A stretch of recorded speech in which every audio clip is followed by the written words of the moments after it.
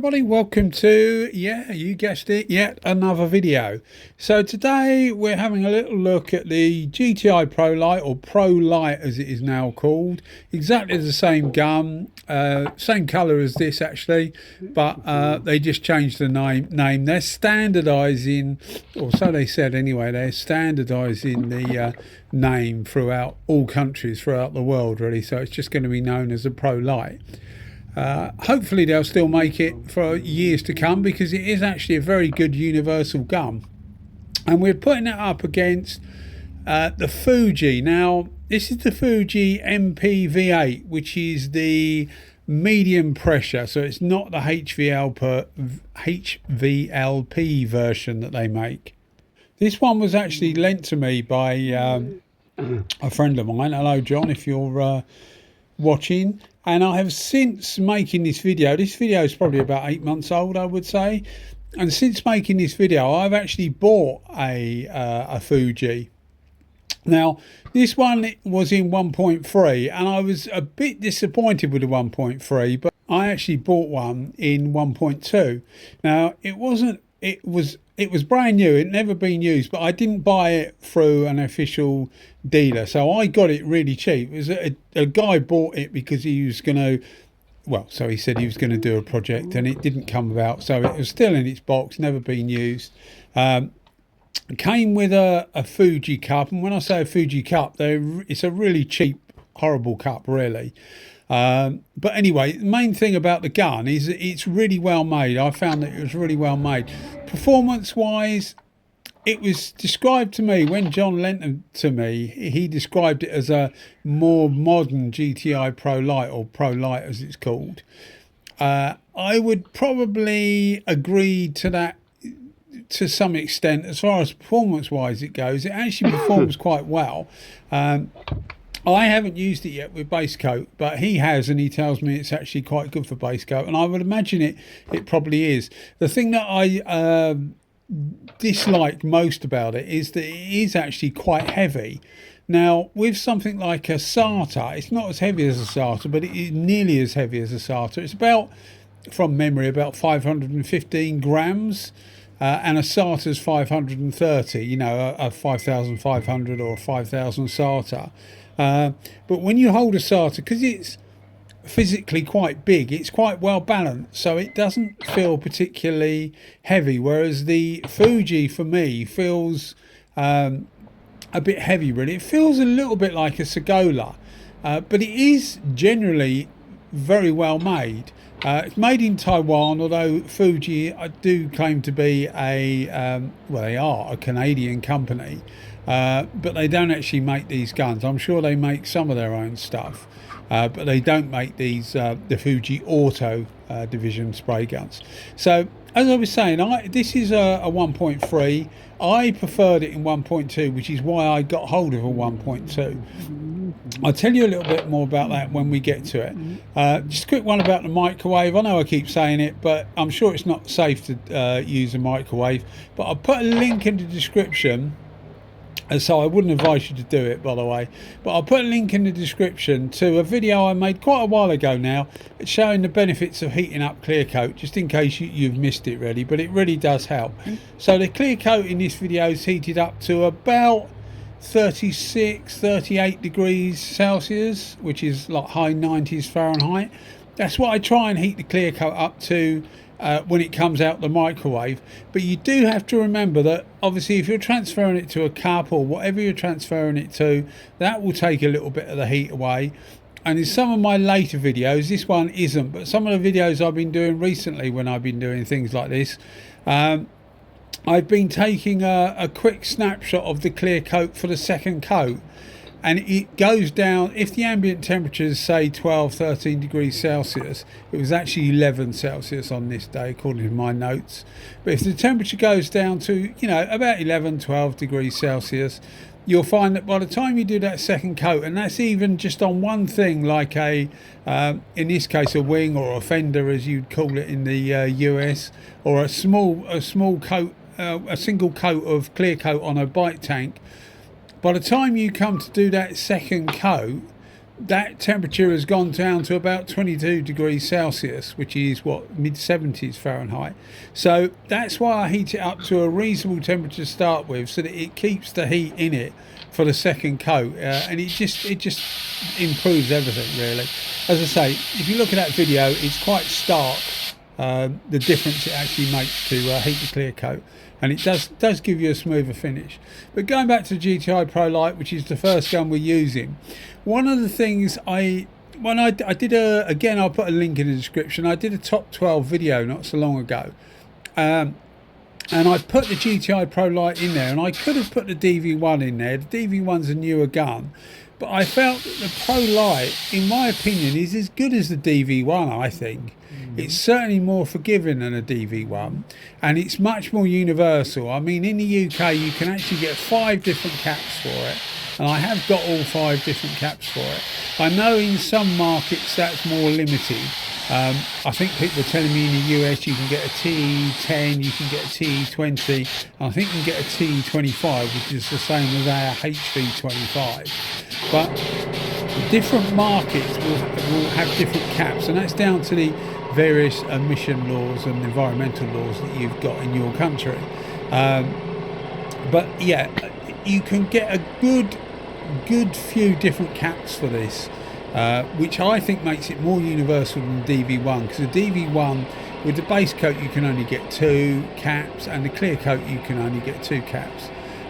You can use the base, I mean, one of the base coats, the B Plus, is in my opinion the same as the C1 cap. It looks virtually identical. I did a video on the different caps on the DV1, but they look more or less identical. So there's not a great choice with the DV1, and the DV1 is dearer. Yes, it's probably slightly better made, a bit more modern styling, but the GTI Pro Lite I felt was better to put in there, simply because it's more universal, it's more affordable, etc. So it just gets more votes really, I think, for what it does. But one of the things it is very, very user friendly. Now with the Fuji, I didn't find it was as user friendly, in my opinion anyway, and I think that's because it had the 1.3. In fact, when we go to the Fuji, when you see me using the Fuji, I actually bump the pressure up. So with the GTI Pro Lite, the one we're using now, I had the pressure at 2 bar, which is 29 psi, and that seems to be pretty good universally for the TE10 cap, the TE20 cap, the HV25 cap seems to be good at that pressure. I think it's the recommended pressure as well for the HV25. I know it is for the TE10 and the TE20. The T110, which is a cap that's designed for a really flat, well, a very flat finish. It's got smaller air holes in the air horn, same size as the T10, but it actually has shorter air horns, which does seem to make a bit of a difference for a better finish. The cap we're using with this is the T20, which is universally recognised as the clear coat cap. It's good for getting an original peel. You can dial it in to get quite fine orange peel, or some of the European cars are a bit more less refined, should we say. So you can replicate most different peels with the TE20 cap, and it's a faster cap as well. But you can use the TE10 for clear coat.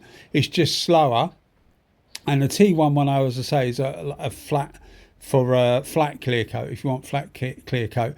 The HV30 you can use for clear coat, but it's more recognised as a base coat gun, and that one you run lower. That one you'll run at about 1.6 for base coat.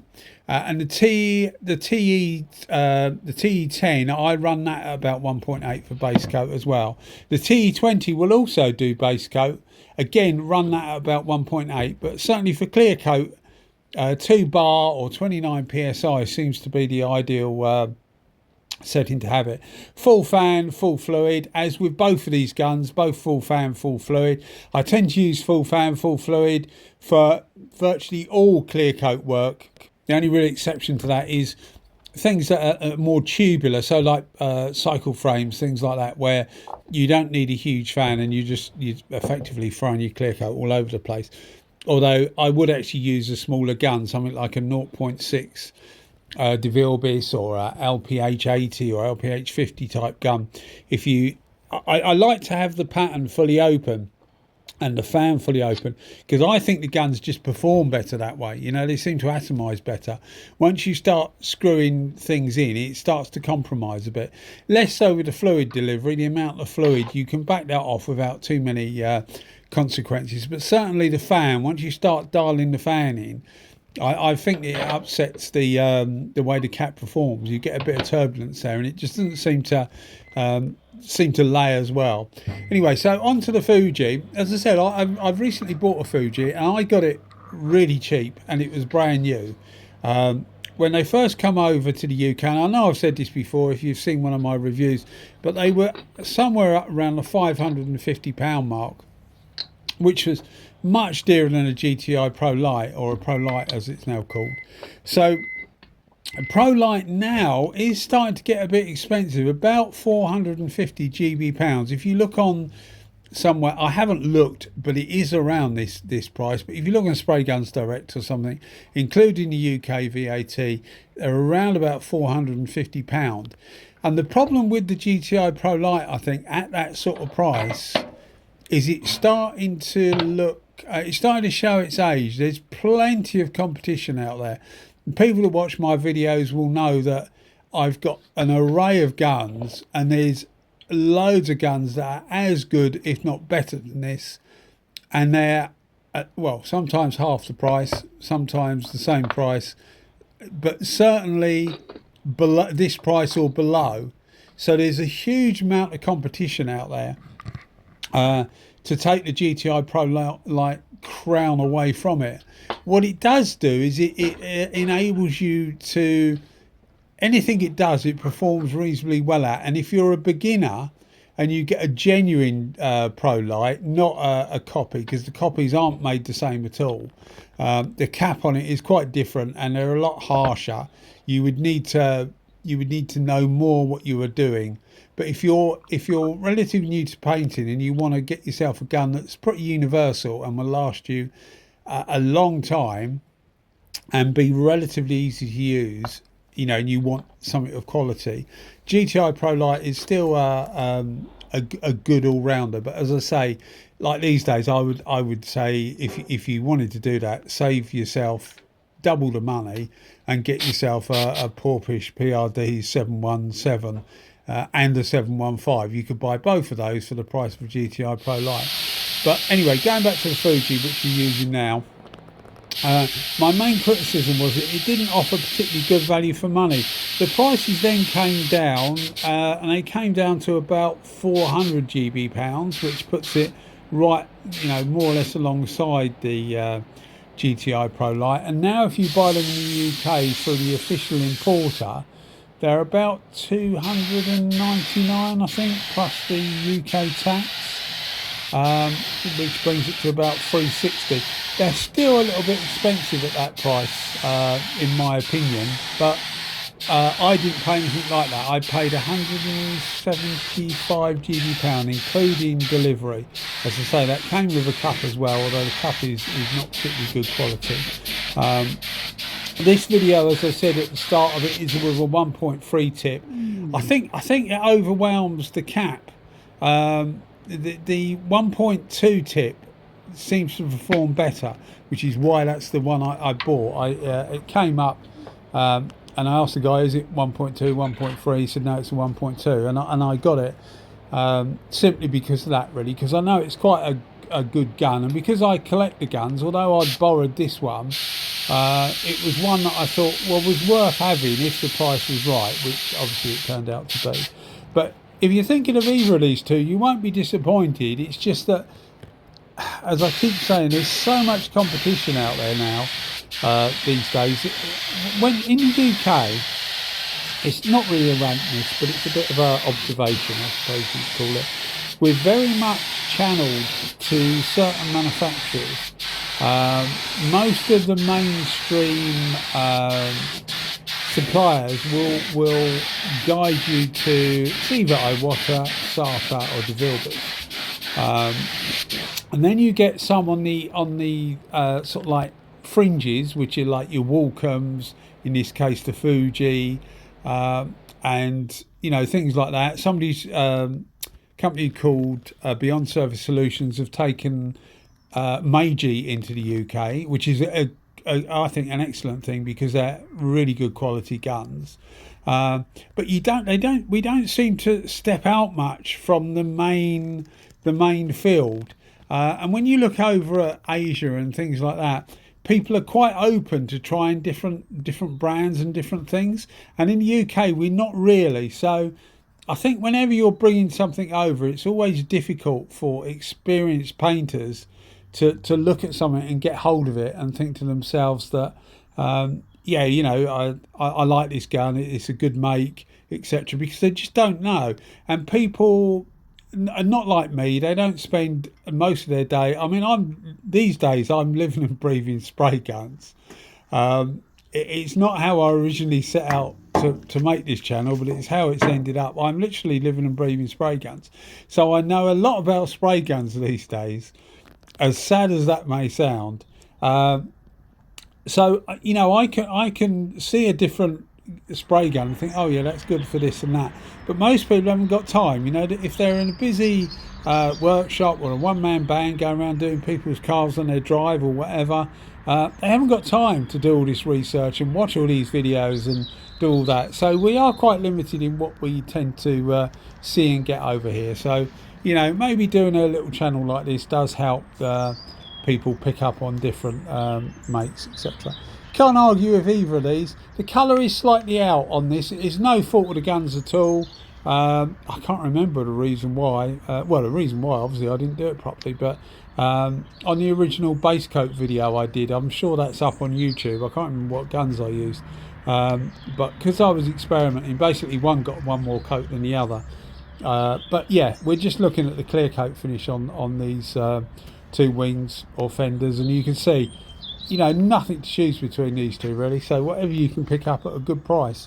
Anyway guys, thanks as always for watching the videos. I know I go off sideways sometimes and rabbit on a bit, but yeah, thanks as always. Cheers, bye bye.